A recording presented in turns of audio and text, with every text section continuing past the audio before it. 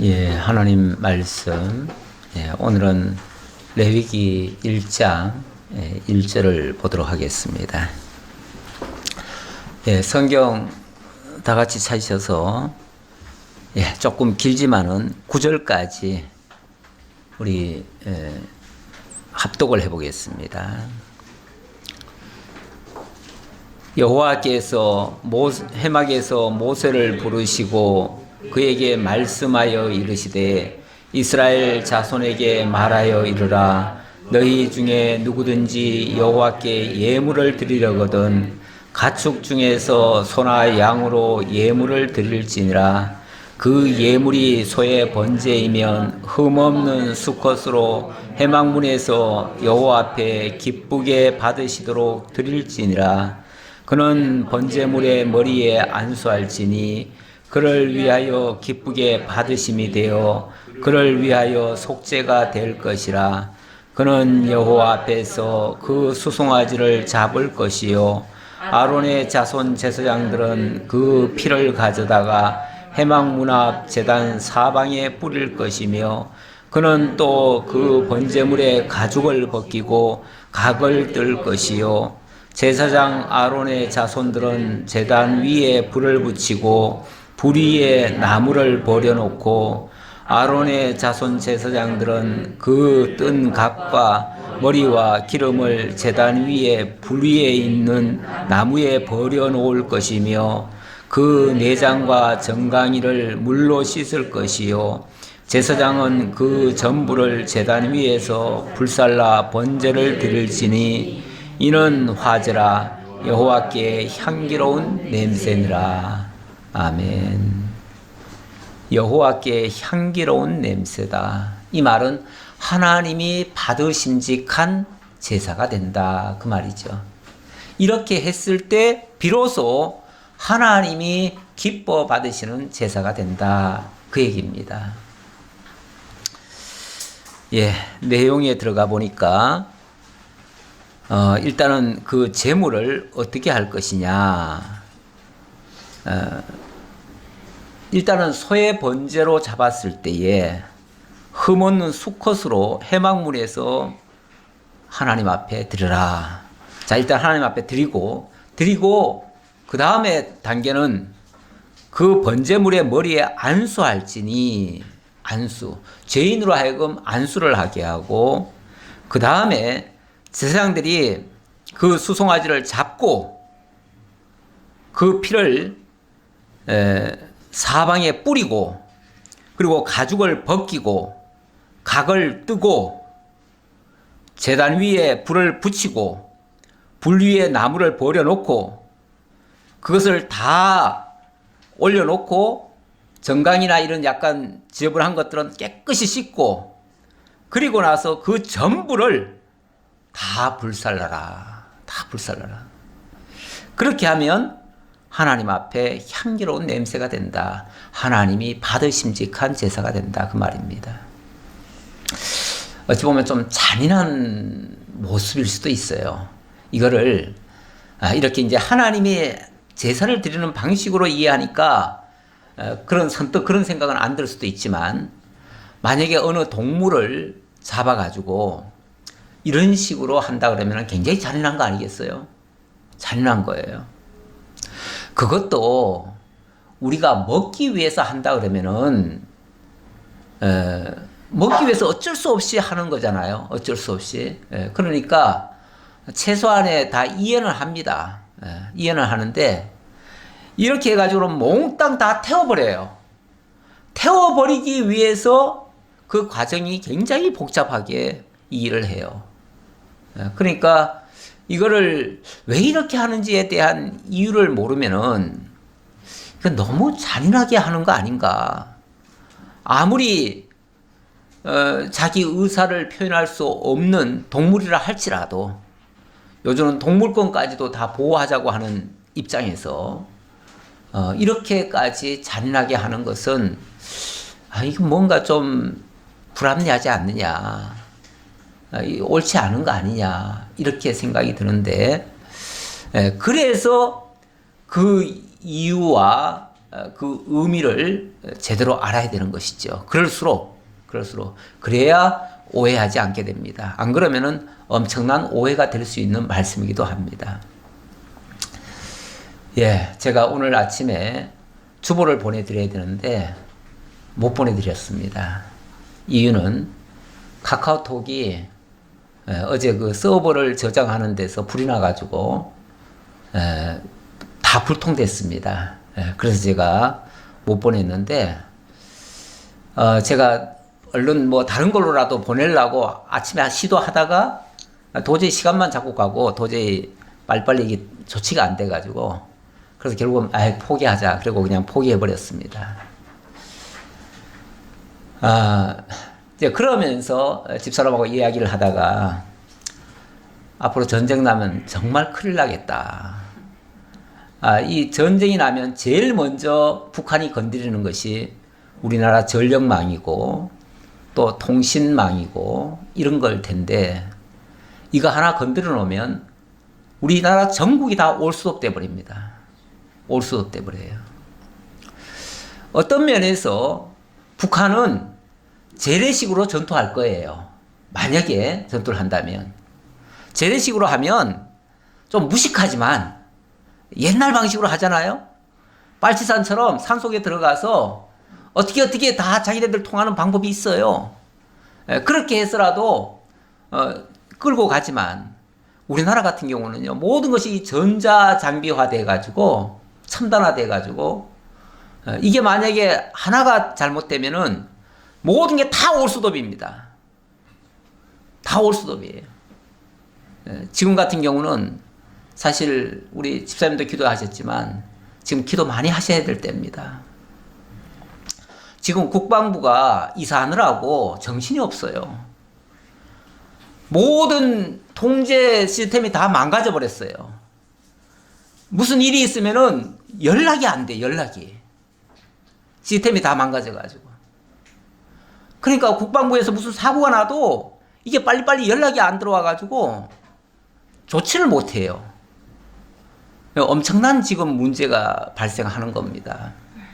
진짜 하나님이 보호하지 않으면 가끔 그런 생각할 때가 있습니다. 하나님이 보호하지 않으면 우리나라 진작 망할 수 있는 나라입니다. 우리나라가 그렇게 튼튼한 나라가 아닙니다. 정말 사면이 다 에워싸고 있는 나라입니다.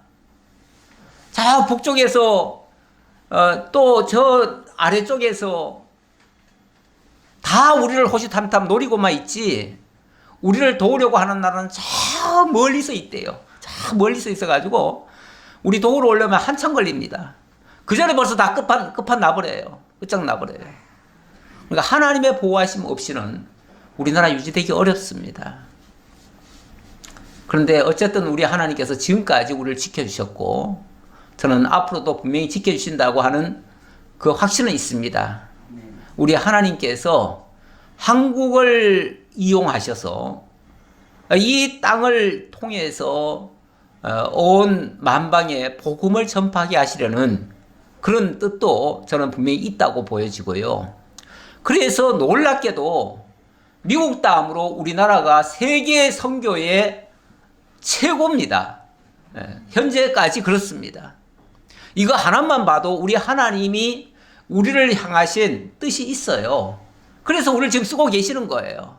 우리가 잘하고 우리가 훌륭해가지고 지금 이만큼 성장이 된 게 아니고 우리 하나님께서 우리를 통해서 하실 일이 있기 때문에 그래서 지금 우리에게 우리가 하는 행위들은 별로 그렇게 하나님 앞에 마땅치 않을 거예요. 그렇지만 우리 하나님께서 우리를 통해서 하실 일이 있으시기 때문에 저는 우리를 지켜주고 계시다 이렇게 보여집니다. 그런 의미에서 우리가 하나님께 쓰임받고 있다고 하는 건 대단히 감사한 일이고 또 그럴수록 우리가 정말 하나님 앞에 충성을 다해서 우리가 받은 바 그 본분을 지켜야 되겠다라고 하는 그 생각을 더더욱 하게 됩니다. 예. 또 한 가지 조금 언급해서 더 부연해서 말씀드리자면 지금 우리나라 사람들이 요즘은 내비가 굉장히 발달했잖아요. 내비가 발달하는 바람에 어디 가려고 하면 전부 다 내비에 의존합니다. 내비에 의존하는데 오늘 같은 이런 불통사고가 일어나면 내비가 또 다 마비될 수도 있어요. 물론 오늘은 거기까지는 아닙니다. 오늘은 어느 한 회사의 문제이기 때문에 오늘 아마 어제 오늘은 카카오 택시 운행하시는 기사님들은 다 골탕 먹었을 거예요. 예. 그래가지고 모든 게 다 그게 안 됐다 그러더라고요. 다 골탕 먹죠. 그러니까 뭔가 하나만 의존하고 있다가는 그게 잘못되는 순간 다 무너질 수가 있어요. 옛날에는 다 지도를 보고 다녔습니다. 어딜 가더라도. 그래서 어디다 하면은 대략 감이 옵니다. 동네만 얘기해도 벌써 감이 와요. 아, 어디쯤이다. 그래서 길을 좀 많이 다니는 사람들은요, 굳이 주소 일일이 안 보고도 찾아갑니다. 대략 벌써 길이 감이 와요. 그런데 요즘은 내비에 의존하다 보니까 내비에서 친 쪽으로만 가지 옆으로만 가도 길을 헤매요. 예. 잠깐 내가 그만 무슨 생각하다가 이리 가라고 했는데 그걸 잠깐 못 봐가지고 이쪽으로 하면 헷갈려요. 그래가지고 이거 어떻게 해야지? 이렇게 당황할 때가 많습니다. 오죽하면 요즘은 전화번호도 못 외우잖아요. 왜냐하면 다 미리 저장을 해놔버렸으니까. 그래서 제가 이런 것에 굉장히 큰 폐단이 있겠구나. 제가 오늘 카카오톡 불통 사태를 보면서 생각한 겁니다. 이것저것 생각한 건데, 앞으로는 성경도 친절하게 내가 다 읽어드리지 않고 여러분이 찾게 해야 되겠다. 제가 이제 여기다가 자꾸 이제 적어놓긴 적어놨는데, 이게 적어놓다 보면은 여러분 또 이것만 보고 직접 안 찾아보지 않겠는가라는 생각도 문득 들었어요. 그래서 성경을 직접 찾아봐야 되는데, 그러려면 뭐 어디 찾으십시오 하고 또 한참 걸리고 또 뭐 같이 읽읍시다 뭐 이렇게 하면 시간이 자꾸 걸리니까 제가 빨리빨리 그냥 적어놓고 넘어가고 그랬는데, 그것도 꼭 잘하는 건 아니겠구나. 왜냐하면 이러다가는 성경 어디 있는지 찾지도 못하겠다. 좌우간 우리가 직접 해봐야 됩니다. 뭐든지. 그리고 어떤 상황에서도 우리가 이겨내려면 모든 상황에서도 견딜 수 있는, 감당할 수 있는 전천후가 돼야만 사실은 살아남습니다. 끝까지. 그렇지 않으면요, 한 가지만 의존하다가 그것 멈추는 날 나도 끝나는 거예요. 그렇게 되는 거예요. 그러니까 우리 각자가 어떤 면에서 정신 바짝 차려야 되겠다. 그리고 남 의지해서는 안 되겠다. 세상에 믿을 것은 하나님밖에 없습니다. 하나님 외에는 우리가 기회가 되면 사랑은 하되 믿고 살 수는 없습니다. 사람 믿으면 그 사람이 얼마나 또 실망시키는지 몰라요. 그러니까 너무 의존하지 마시고 정말 우리 정말 하나님만 의존하면서 각자 주어진 일 그렇게 열심히 했으면 좋겠습니다. 자, 오늘 이제 제가 또 서론이 또 길었습니다. 어쨌든 큰 틀에서 보자는 겁니다. 우리 성경도 제가 증거하는 방식이 뭐냐면, 제가 자꾸 이제 서론이 길어지는 이유 중에 하나는 전체부터 좀 보자는 얘기예요. 전체를 보고, 그 다음에 또 중간을 좀 보고, 그 다음에 그 오늘 본문에 들어가야 지금 우리가 어느 시점에 와 있는지, 어디를 향하고 가고 있는지, 그 현재 내 위치를 아는 겁니다. 내 위치를 제대로 파악하기 위해서, 내 위치만 파악하면요, 그 자리는 쉬워요. 어렵지 않아요. 일단은 그 자리까지 가기가 한참 걸릴 수가 있어요. 그래서 그 자리를 일단 내가 안내해드리고, 그 자리에서 찾는 거야. 그냥 읽으면 다 알아요. 우리 국어 수준이 얼마나 높아졌습니까? 우리 대한민국 이해력이나, 그러니까 이 교육 수준은요, 전 세계 탑입니다. 우리나라 교육 수준이 전 세계 탑이에요. 우리나라만큼 이렇게 교육 많이 하는 나라가 없습니다. 미국이 대단한 선진국이긴 하지만 미국도 이 보편적으로 말하면 우리보다 월등히 떨어집니다. 학업 성취도 같은 게 많이 떨어져요.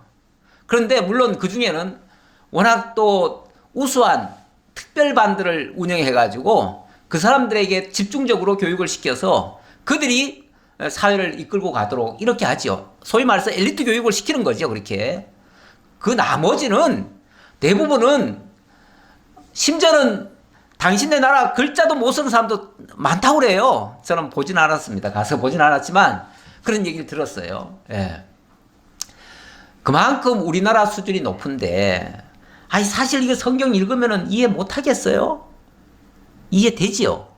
읽으면 나는 이해되리라고 봅니다. 다만, 그거를 제대로 이해하려면 배경을 알아야 되잖아요. 그리고 그 시점이 어디인가를 알아야 알 것 같아요. 그래서 저는 어찌 보면은 옆에서 어드바이스 해드리는 거죠. 이렇게 저렇게 이런 시각으로 보시면 잘 보입니다. 이쪽을 보십시오. 또 저쪽을 보십시오. 제가 어찌 보면 그런 가이드를 좀 해드리는 거죠. 그러면 여러분들이 충분히 거기 제가 이렇게 지도하는 쪽으로 이렇게 가시면은 충분히 보일 겁니다. 저는 그렇게 믿어요. 그렇게 믿어서 어찌 보면 이렇게 안내하는 일을 조금 자주 해드리는 편이에요. 그래서 서론이 제가 조금 긴 이유도 어떤 면에서는 그것 때문에 그렇다는 것을 조금 이해해 주시고요. 일단 현재 우리가 어디에 와 있는가만 제대로 이해하시면 그 다음부터는 쉬운 일이다, 이렇게 생각해 주셨으면 좋겠습니다. 자, 우리가 지금 레위기를 오늘 들어왔습니다. 물론 지난주에 서론적으로 다 말씀드렸어요. 다 말씀드렸는데 사실 그걸로 끝나도 크게 아쉬움이 없어요. 크게 아쉬움이 없어요. 왜냐하면 제가 할 말을 거의 다 해버렸어요. 예. 레위기가 거기서 특별하게 더 다르지 않아요. 내용적으로는 큰 틀에서는 이미 제가 다 말씀드린 거예요. 그러면은 오늘 그러면 굳이 뭐 할 건 또 뭐 있느냐? 그런데 그런 결론에 도달하기까지 어떤 과정이 있었으며 또 세부적으로 그게 또 사실인가가 또 확인이 되어져야죠. 어찌 보면 다시 다지는 작업이에요. 그리고 더 확인하는 작업이에요. 확인하는 작업. 확인하는 작업은 사실은 세밀하면 세밀할수록 더 좋기는 합니다. 더 확실해지니까요. 근데 너무 세세하게 하다 보면은 어려워요. 아니, 이게 또 이제 먼저 걸 다 잊어버릴 수도 있어요. 그러니까 어느 정도만 제가 말씀을 드리고 나머지는 여러분들이 이제 그냥 읽어보시면은 알 수 있을 정도로 제가 그렇게 가이드 해드리는 쪽으로 하도록 하겠습니다. 그런데 오늘은 왜 이렇게 또 길게 읽었느냐? 오늘은 레위기 1장 1절에 들어와서 시작입니다. 시작이고 일단은 처음에는 어떻게 지금 펼쳐지고 있는가가 조금 더 자세히 볼 필요가 있습니다. 그러면은 그 뒤에는요, 어찌 보면 그것의 또 반복이에요. 반복이기 때문에 어쩌면 오늘 듣고 나면 그 다음 얘기는 자동으로 연결이 돼요. 자동으로. 그래서 오늘 얘기가 사실은 또 중요하죠. 그만큼 중요하고, 그래서 오늘 얘기를 어쨌든 잘 들으셨으면 하는 바람으로 말씀을 드립니다. 자, 어쨌든 하나님 앞에 지금 제사 드리는데 일단은 소를 잡고 피를 흘리고 또 각을 뜨랍니다. 좀 잔인한 모습 같기도 해요. 자, 그리고 가죽을 벗기고 또 불을 나무 위에다가 올려놓고 불을 붙이고 그것들을 또 그 위에 올려놓고 그리고 전부를 불살라라. 전부를 불살라라. 이거를 전부 불사르는 걸 뭐라고 그러냐면 번제라고 그럽니다. 번제. 번제라고 그러는데요. 오늘 이 레위기에서는 크게 5가지 제사를 소개를 합니다. 지금 읽어드린 내용은 번제입니다. 번제. 번제에 들어가는 예물은 어떤 것이냐? 소, 양, 염소, 그리고 비둘기, 뭐 이런 것들입니다. 그러니까 새, 그 대신 이제 쉽게 말하면 가축들이죠. 가축들. 여기 본문에는 생축이라 이렇게 얘기를 합니다. 생축. 그 생축들을 가지고 얘기를 하는데, 그 생축을 하나님 앞에 드리는데 생축 중에서는 일단은 거룩히 구별된 생축이어야 됩니다. 거룩한 생축. 그거는 또 거룩이라고 하는 것에 조건이 몇 가지가 있습니다. 예를 들면 색임질을 해야 되고 굽이 갈라져야 되고 뭐 이런 것들, 그런 것들을 일단은 거룩한 생축이다 이렇게 표현을 하고, 그 다음에 그것을 또 성결케 하는 그 과정이 있습니다. 그 성결케 하는 과정을 거쳐서 그 다음에 그것이 이제 제물이 되는데, 제물이 되려면 그에게 모든 죄를 뒤집어 씌워야 돼요. 뒤집어 씌우는 과정, 이런 과정을 거쳐서 그 다음에 그 짐승이 이제 죽어집니다. 죽어지는데 어마어마하게 잔인무도하게 사실은 죽어집니다. 그런데 굳이 그렇게 하는 이유는 뭐냐면, 자, 이 짐승이 죽는 이유가 뭐죠? 그 죄인의 죄를 뒤집어 쓴 거죠. 뒤집어 쓴 채 죽는 거니까.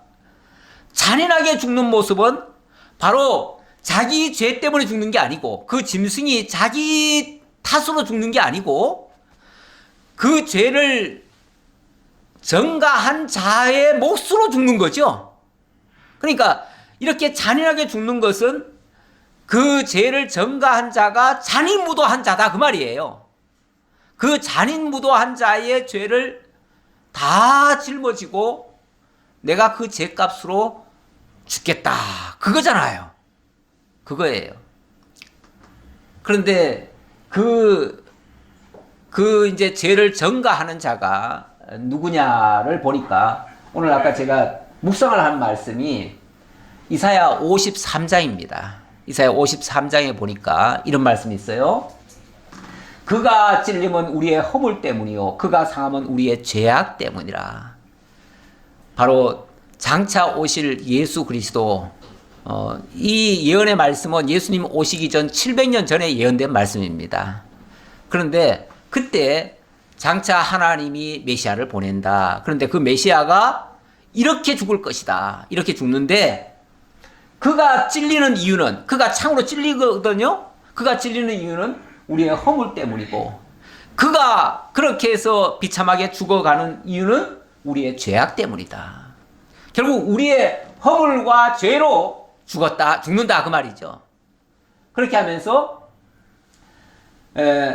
6절에서는 보니까 여호와께서는 우리 모두의 죄악을 그에게 담당시키셨도다. 우리 모두의 죄악을 그에게 다 뒤집어 씌웠다 그 말이죠. 다 뒤집어 씌웠다. 그래서 그가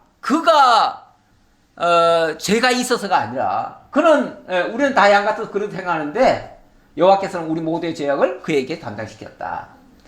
자, 그러면서 그의 영혼을 속건제물로 드리게 이르면 그가 씨를 보게 되며, 그가 속건제물로 온전히 그 제물 역사를 다 하면, 그 말이죠. 그 역사를 다 하면 씨를 보게 될 것이다. 그 열매가 있다 그 말이죠. 열매. 그 열매가 바로 우리의 구원이 되는 겁니다. 그 열매로 씨를 보게 되며 그의 날은 길 것이요 그의 손으로 여호와께서 기뻐하시는 뜻을 성취하시리로다. 이게 하나님이 기뻐하시는 뜻이라는 거예요. 이게 하나님이 설계하신 계획도라는 거예요. 우리 하나님이 만세 전부터 그리스도를 통해서 우리를 대신하여 우리를 거룩하고 흠이 없게 하시려고 이런 설계를 하셨다는 거예요.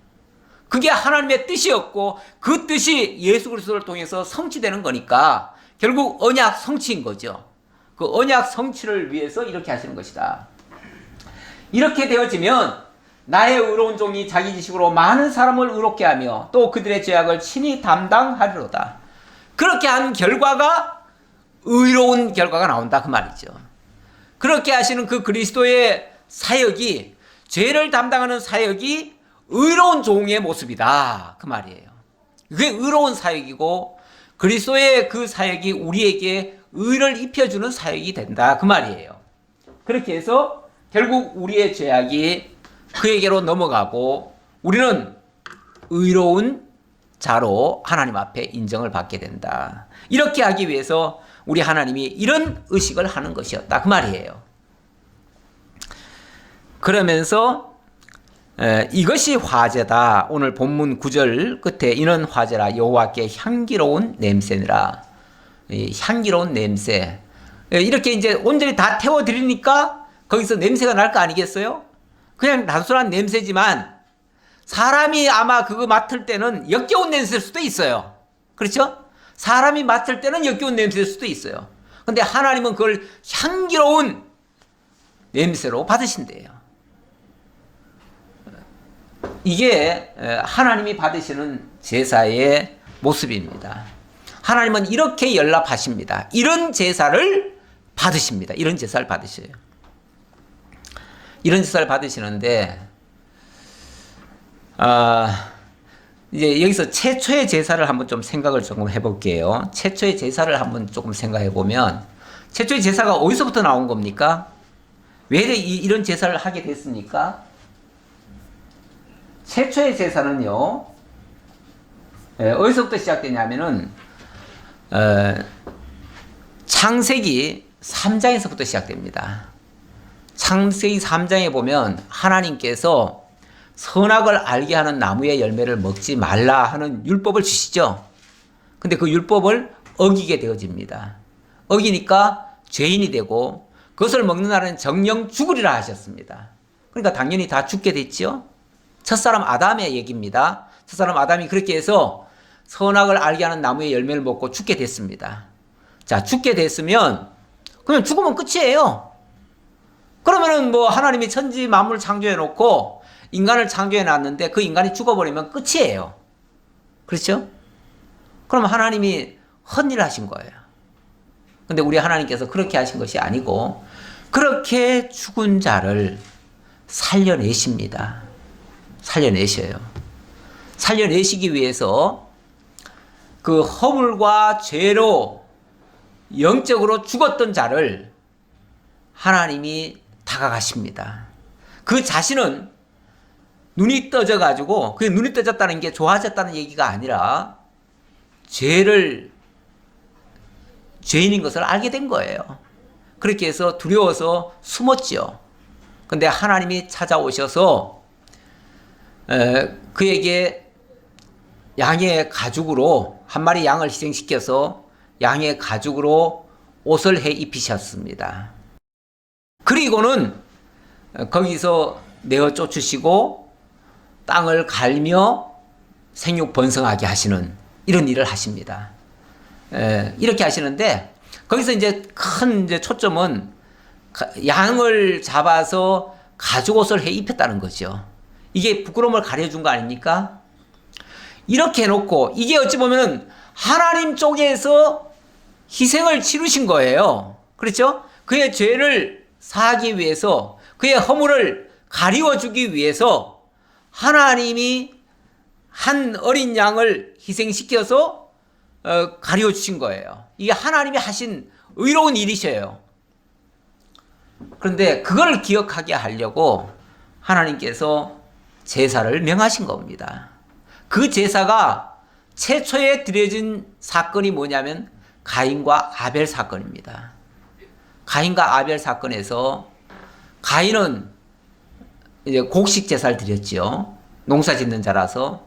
근데 아벨은 양을 치는 자로서 양의 첫 새끼를 잡아가지고 그 피를 흘리고 그리고 그걸로 하나님 앞에 제사를 드렸어요. 근데 하나님이 받으신 제사는 아벨이 드린 그 피의 제사였습니다. 그 제사를 받으시고 하나님은 만족해 하셨어요. 만족해 하셨는데 문제는 그렇게 만족한 그 제사를 인간은 불평을 했습니다. 그렇죠? 가인은 그것 때문에 의인 아벨을 쳐 죽입니다. 그것 때문에 하나님이 자기 제사는 안 받고 아벨의 제사만 받았다고 해서 거기서 분노하면서 쳐 죽입니다. 이 사건이 어찌 보면 최초에 드려진 제사의 모습입니다. 그러니까 제사의 원형은 우리 하나님의 희생이십니다. 그렇죠? 희생으로 가죽옷을 해입해서 죄인을 의롭게 하는 사건 자체가 최초의 제사의 모습입니다. 그리고 그 제사가 그 제사의 의미를 깨닫고 첫 번째로 드려진 제사가 아벨의 제사였고요. 그 아벨의 제사가 온전한 희생이었습니다. 얼마나 희생이었느냐 하면 그 의로운 아벨이 죽임을 당하기까지 합니다. 그 의로운 아벨이 죽임을 당한 것이 결국 그의 죄 때문인가? 아니잖아요. 그는 의로울 뿐인데 의롭다는 이유로 죄인에게 맞아 죽는 거 아니에요. 그렇죠? 죄인에게 맞아 죽는 거 아니에요. 결국 죄인이 의인을 죽이는 겁니다. 모든 죄인이 자기 죄를 감추려고 의인을 죽여요. 그러니까 원리적으로 말하면 이 제사에 드려지는 그 제물은 죄인이 머리에 안수해가지고 자기 죄값으로 죽게 만드는 거예요. 죄인이 죽이는 거예요. 죄인이 죽이는 것과 똑같은 거예요. 이런 원리가 그 속에 담겨 있고, 이 모형과 그림자적으로 담겨 있고, 그것의 실체가 우리 주 예수 그리스도로 나타나신 거죠. 우리 주 예수 그리스도가 정말 근본이 선하시고 의로우신 분이신데, 그 하나님의 독생자 그분께서 친히 우리의 죄를 담당하시려고 이 땅에 오셨고, 우리는 그를 향해서 죄인이라고 정죄를 하죠. 근데 그 정죄가 뭐냐면은 바로 죄를 전가하는 거예요. 전가하는 거. 그의 머리에다가 내 죄를 다 뒤집어 씌우는 거랑 똑같아요. 짐승에게는 의식적으로 머리에다가 내 죄를 전가하는 거지만, 모든 죄인이 그를 향하여 손가락질을 하고 그를 죽여라 죽여라 십자가에 못 박아라 못 박아라 한 게 결국은 그게 우리의 죄를 전가시킨 거예요. 그렇죠? 근데 그분은 항변도 하지 않으시고 묵묵히 그 십자가를 영광으로 여기시면서 아버지여 나를 영화롭게 하옵소서 이 말씀하시고 십자가에 매달리신 거 아닙니까? 네. 그게 하나님의 뜻을 이루는 거다 그 말이에요. 영화롭게 한다는 말은 하나님의 뜻을 완성함으로써 그것이 하나님께 영광이 되고 하나님을 영화롭게 한다 그 얘기예요. 나로 하여금 그 일을 하게 하옵소서. 그러더니 결국은 우리 주 예수 그리스도가 그 영광스러운 일을 다 수행하시잖아요. 그런데 그 결과는, 그 씨는, 그 열매는 고스란히 우리가 또 얻게 되는 것이죠. 그렇죠? 네. 그렇게 드려지는 제사 바로 번제입니다. 그 번제가 원래 히브리어로 보면은 올라라고 되어 있어요. 올라. 히브리어로 잠깐 한번 써볼게요. 올라. 이렇게 되어 있습니다. 이 올라, 우리 말로 하면 올라인데 하나님 앞에 향기로 올라간다라는 의미와도 같아요. 그러니까 어떻게 보면 히브리어 글자가 우리하고 단어적으로 비슷한 면이 있어요. 나는 이거 보면서 우리도 올라 그러는데 하나님께 올려드린다 이런 표현 쓰는데 원래 이 하나님 앞에 상달된다는 말이 올라예요. 올라. 그래서 물론 뭐 우연의 일치겠죠. 우연의 일치겠지만 좌우간 참 특이하게 같은 단어로 언어로 이렇게 쓸 수 있겠다라는 생각이 들어서 말씀드렸습니다.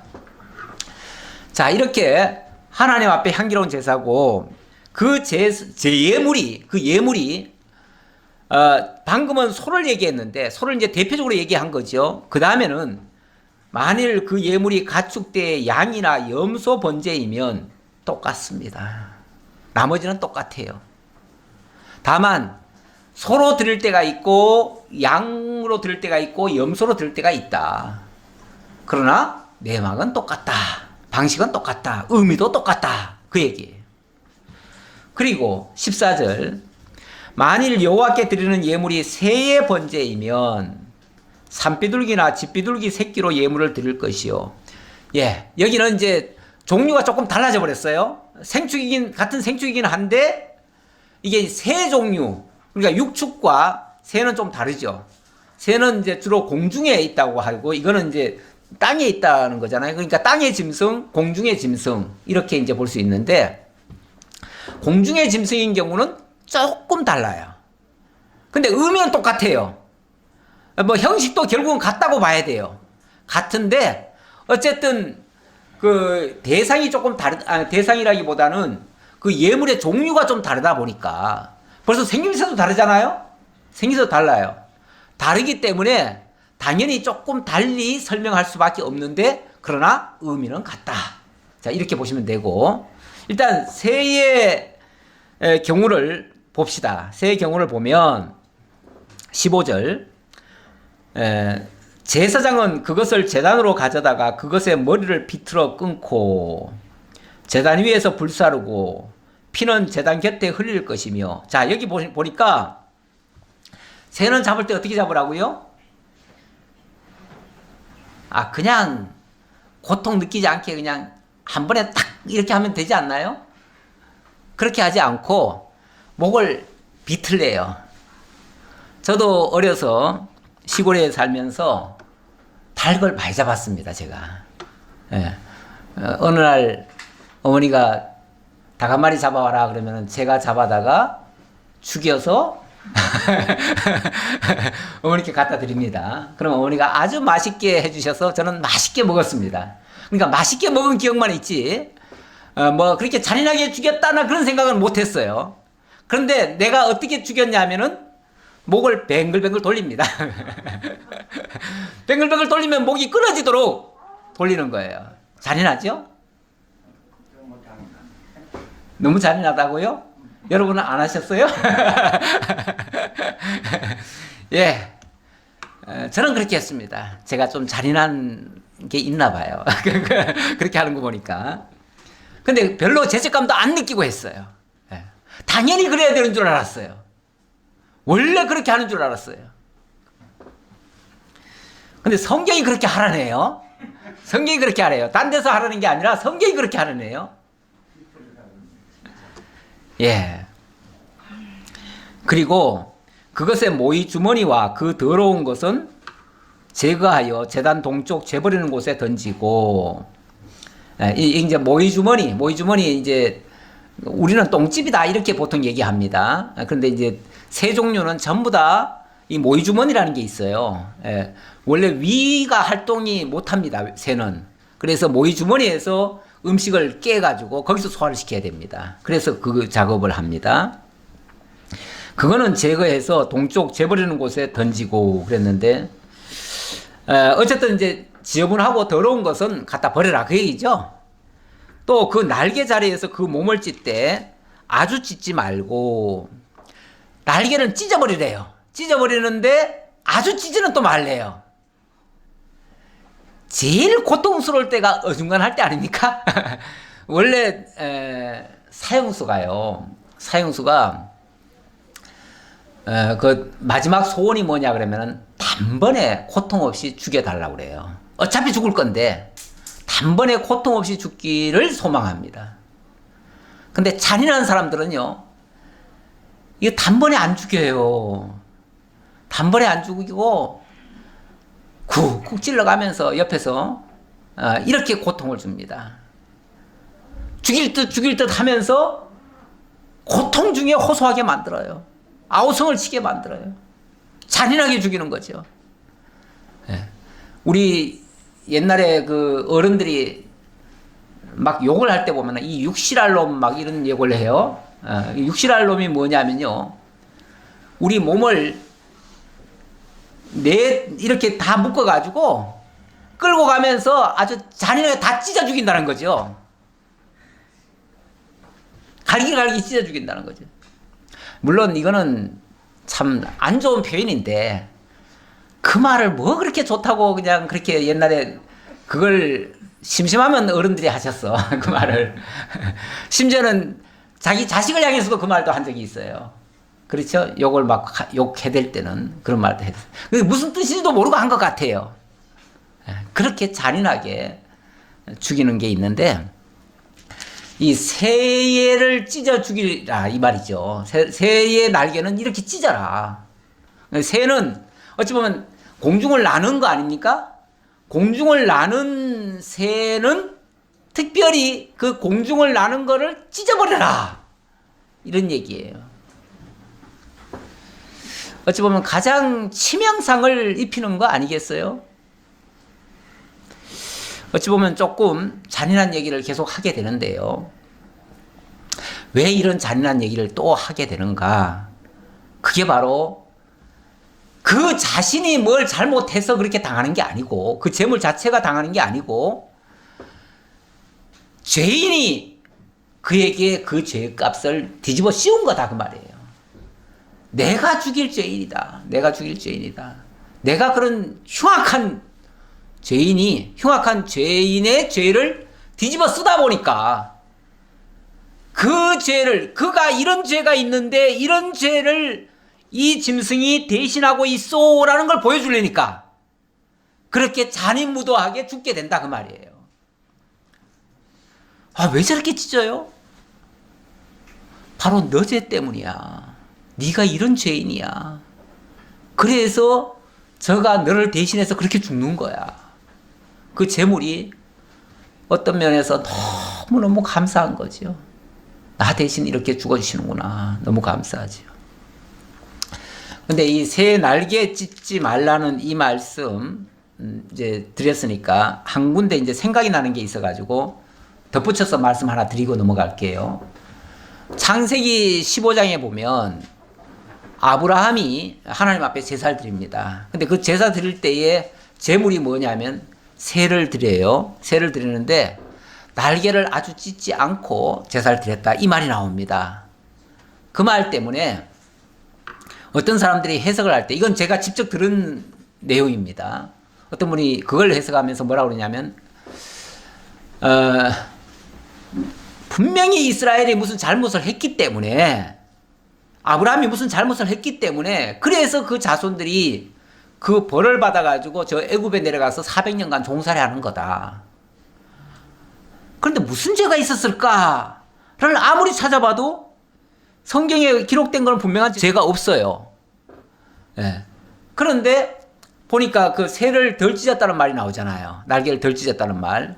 그 말 나오니까, 아, 이렇게 하나님이 이렇게 제사 드리라고 했는데 그걸 불순종을 해서, 그래서 애굽에 종으로 팔려가게 된 거다. 죄 지었으니까 그렇다. 왜 이런 해석을 할까요? 모든 잘못된 것에는 원인이 있고 그 원인은 죄다. 따라서 죄를 지었으면 벌을 받는 것이 원칙이다. 이런 어떤 인과응보적인 원리에 의해서 이해하시는 분들은 그렇게 해석을 할 수도 있습니다. 왜냐하면 성경에 뭔가 좀 잘못된 게 있으면은 잘못한 일이 없는데 그런 일을 당하면 안 되잖아요. 그렇죠? 그래서 인과응보적으로 해석을 하느라고 그렇게 해석을 하는데, 오늘 본문에 의하면은 새는 원래 덜 찢게 돼 있어요. 찢기는 찢는데 덜 찢게 돼 있어요. 그러니까 순종 잘한 겁니다. 그렇죠? 그것 때문에 벌 받은 거 아니에요. 다시 말하면 이스라엘 백성들이 애굽에 내려가서 400년간 종살이 한 것은 하나님의 뜻이었던 것이지, 그게 아브라함이 잘못해서 그렇게 된 건 아니다. 이 얘기입니다. 그래서 우리가 세상에서 무슨 일이 있고 뭔가 잘못되면 내가 무슨 직접적으로 무슨 죄를 지었기 때문에 그것 때문에 당했다라고 이렇게 생각하는 것은 그것도 너무 확대 해석을 하는 겁니다. 물론 우리가 모든 것을 통해서 날마다 자기를 돌아보고 자신의 문제점이 있다면 그것을 반성하고 돌이키는 것은 좋은 일입니다. 그건 나쁘지 않아요. 하지만 뭔가 다이렉트로 이거는 무슨 죄를 저질렀기 때문에 이렇게 됐을 거다 이렇게 해석하는 것은 지나친 해석이고, 그렇게 하는 것은 우리로 하여금 두렵게 만들고 하나님 앞에 바로 서지 못하게 할 수도 있어요. 그게 죄책감 때문에 그렇게 할 수도 있어요. 그래서 그런 생각은 옳지 않다는 거 말씀을 드립니다. 예. 그리고 소재 얘기 조금만 더 하지요. 누구든지 소재의 예물을 여호와께 드리려거든 2장입니다. 고운 가루로 예물을 삼아 그 위에 기름을 붓고 또 그 위에 유향을 놓아. 예, 여러분들도 시작 한번 읽어봅시다. 2절 시작. 아론의 가족 제사장들에게로 가져갈 것이요 제사장은 그 고운 가루 한 움큼과 기름과 그 모든 유향을 가져다가 기념물로 제단 위에서 불사를 지니 이는 화제라 여호와께 향기로운 냄새니라. 예, 또 어떤 사람들은 그 아까 가인과 아벨 그 제사에서 아벨은 피를 흘렸기 때문에 하나님이 받으셨지만 가인은 곡식을 드렸기 때문에 하나님이 안 받으셨다. 그렇게 얘기를 하는데 이것도 잘못입니다. 아니, 꼭 그 동물의 피만 하나님이 좋아하십니까? 그럴 리가 만무하지요. 그럴 리가 만무해요. 아니, 그러면 동물을 키우지도 않는 사람도 있는데 동물 키우지 않는 사람은 그럼 어떻게 제사 드리라고요? 당연히 농사 짓는 사람은 농산물로 하나님 앞에 제사를 드리는 게 맞지요. 그런데 하나님이 농산물을 안 받으신다고요? 그렇게 해석하면 전혀 안 되는 거죠. 그러니까 하나님은 피만 좋아하신다. 피의 제물이 아니면 하나님 안 받으신다. 이렇게 이해하시는 것은 조금 잘못된 해석이고요. 사실은 식물도 피를 흘릴 수 있습니다. 근데 피라고 하는 게 다 빨간 색깔입니까? 그것도 아니죠. 제가 가끔 바퀴벌레를 잡는데 죄송해요. 이런 얘기해서 오늘은 좀 잔인한 얘기 한다고 말씀드렸잖아요. 그렇죠? 이해하시고. 근데 바퀴벌레는 피가 빨갛지 않더라고요. 예. 그러니까 기어다니는 짐승들 여러 가지 있잖아요. 곤충들 잡아보면은 피 없는, 그러니까 빨간 피 아닌 짐승들이 많아요. 그 벌레들이 많아요. 그러니까 피는 꼭 빨갛다. 이런 어떤 딱 선입견 갖지 마시고, 피라고 하는 의미가 뭐냐면 희생을 얘기하는 거예요. 희생을. 곡식도 엄밀하게 말하면은 희생시킬 수 있어요. 그렇죠? 어떻게 희생시키죠? 가루 내면 되잖아요. 그리고 가루만 내가지고 희생이 덜 됐다 생각하면은 볶으면 되잖아요. 그 다음에 그렇게 해서도 부족하면요, 태워오면 될 거 아니에요. 태우면 온전한 희생이 되잖아요. 그렇죠? 그러니까 제일 먼저 가루 내고, 그 다음에 볶고, 그 다음에 다 태워버려야 돼. 이렇게 하면 온전한 희생이 되는 거예요. 그래서 소제를 드릴 때는 그 방식을 취하는 거예요. 그래서 제일 먼저 뭐라고 그래요? 소제 예물을 여호와께 드리려거든 고운 가루로 예물을 삼고, 고운 가루를 첫째 내라는 거예요. 그 다음에는 그 위에다가 기름을 붓고, 기름이라고 하는 게 뭐예요?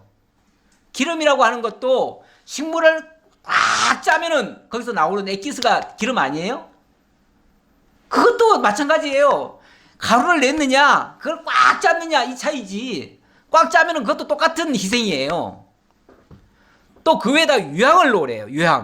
유향이 또 뭡니까? 유향이라고 하는 것도요, 그 향기 나는 그 뭐 조개나 또 그런 그 유향 만드는 법 전에 얘기했잖아요. 그 뭐 버섯이나 뭐 또 이런 것에서 그걸 또 채취를 하는 겁니다. 거기서 짜내는 겁니다. 그 송진 같은 거, 이런 거에서 나온 게 유향입니다. 그러면 그런 것들을 또 그 위에 얹으래요. 그것도 엄청난 식물의 상처이고 식물의 희생물이에요, 그게. 예. 그걸 가지고 또 마침내는 불로 다 태우래요. 그러니까 의미적으로 보면 똑같은 거 아니에요? 똑같죠? 똑같습니다. 예. 우리도 어찌 보면 가루가 나도록 하나님께서 역사를 하십니다. 그리고 거기다가는 또 11절에 보면 이런 말씀이 있습니다. 너희가 여호와께 드리는 모든 소제물에는 누룩을 넣지 말지니, 그리고 꿀도 또 넣지 말래요. 꿀과 누룩을 또 거기다 섞지 말래요. 예, 꿀과 누룩이라고 하는 것은 어찌 보면은 다 변형을 시키는 거 아니에요? 그 원형을 바꿔버리는 거예요. 예. 근데 그렇게 하지 말라는 거죠. 그리고 처음 익은 것으로는 그것을 여호와께 드릴지나 향기로운 냄새를 위하여는 제단에 올리지 말지며, 다른 목적으로 하지 말라 그 말이죠. 다른 목적 하지 말고 오로지 하나님께 드리기 위해서. 그리고 내 모든 소재물에다가 또 뭘 하래요? 소금을 치라. 소금 치라. 내 하나님의 언약의 소금을 내 소재에 빼지 못할지니. 자, 그러면서 거기다가 소금을 넣으라고 했으니까 이 소금은 뭘 가리키냐면은 하나님의 언약을 가리킨다는 거예요. 소금이라고 하는 게 원래 불변의 성질이 있잖아요. 그러니까 이렇게 온전히 희생시키면서 그것이 영원히 변치 않도록 이렇게 하라는 거예요. 그러니까 이게 단순히 먹기 위해서 이렇게 하겠습니까? 먹기 위해서 이렇게 하는 게 아니에요. 아까 유향 같은 거는 원래 먹는 게 아니에요. 먹으면 죽어요. 먹지도 못하고. 아니, 음식을 해가지고 지금 뭐 빻고 거기다가 뭘 첨가해가지고 뭐 맛있게 해가지고 원래 먹으려면 거기다가 기름도 넣고 또 뭡니까? 그 꿀도 넣고 좋은 거 넣어야 되잖아요. 그렇게 해서 누룩도 넣어가지고 오히려 부풀게 해야 되잖아요. 근데 그렇게 하지 말라는 거예요. 그렇게 하지 말고 오히려 소금을 칠해, 소금. 물론 소금 넣어도 맛은 있겠지만 단순히 먹기 위해서 소금 칠하는 법은 없습니다. 이거는 영원히 변치 않게 하시려는 하나님의 이 희생이 우리에게 이루어졌을 때 그 효과가 영원히 변치 않도록 하시려는 그런 의도가 있는 거죠. 거기다가 너는 첫 이삭의 소재를 여호와께 드리거든. 첫 이삭이라는 게 또 중요하잖아요. 어찌 보면 부활의 첫 열매를 가리키는 것이죠. 그래서 제가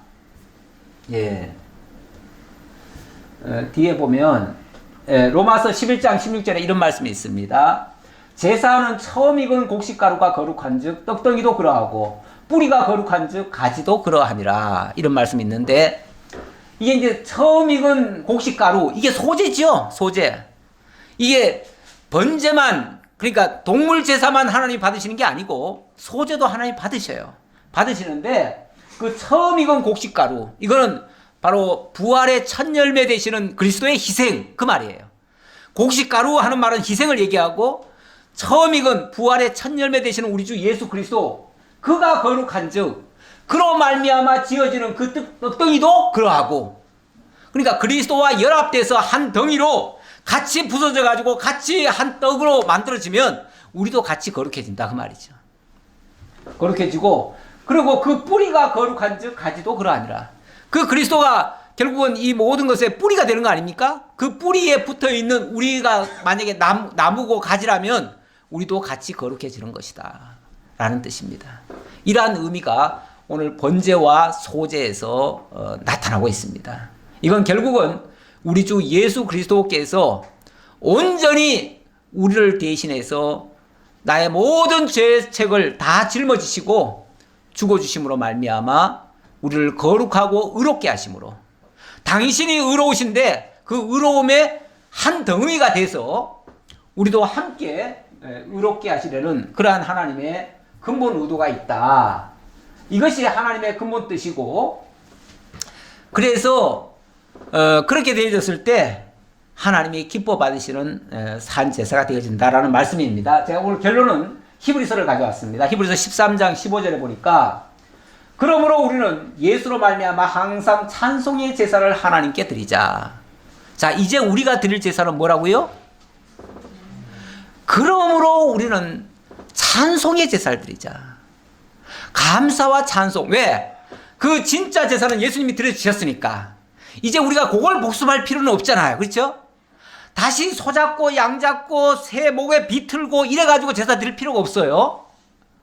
그런 필요가 없고, 그거는 예수님이 당하실 것을 가르쳐 준 것이었으니까. 그러면 예수님이 하신 것으로 일단 그 제사는 끝났다라고 보고, 그러면 우리는 그럼 뭘 하느냐? 우리는 주님께서 하신 것에 대한 감사, 찬송, 하나님이 영광 받으옵소서 하고 하나님께 대한 찬송의 제사를 드리자 그 말이죠. 그렇게 하는 것도 하나님의 찬송입니다. 그것도 제사입니다. 제사. 그러니까 지금 우리가 드리는 제사는 동물 잡고 그렇게 제사가 아니고 찬송하는 게 제사예요.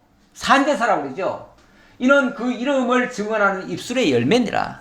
이 찬송이라고 하는 게 결국은 하나님에 대한 신앙 고백 아닙니까? 내 입술의 열매 아닙니까? 그렇죠? 내 신앙 고백이에요.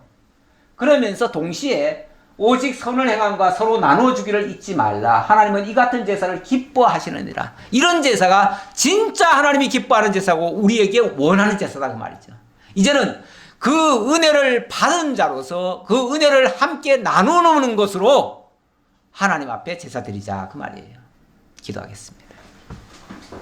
아버지 하나님 감사합니다. 오늘도 레위기 이제 개론적으로 우리가 살펴보고자 하지만 오늘은 또 1, 2장을 통해서 참 번제 되시고 참 소제가 되어주신 우리 주 예수 그리스도를 배웠습니다.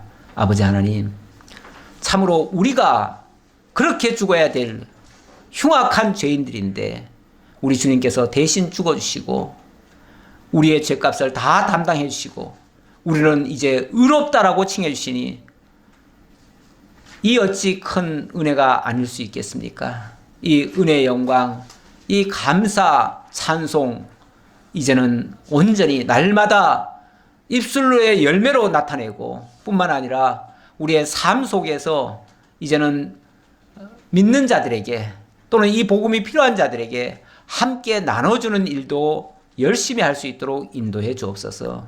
산 제사가 우리들을 통해서도 이루어지게 하옵소서. 감사드렸고 예수님 이름으로 기도하옵나이다. 아멘.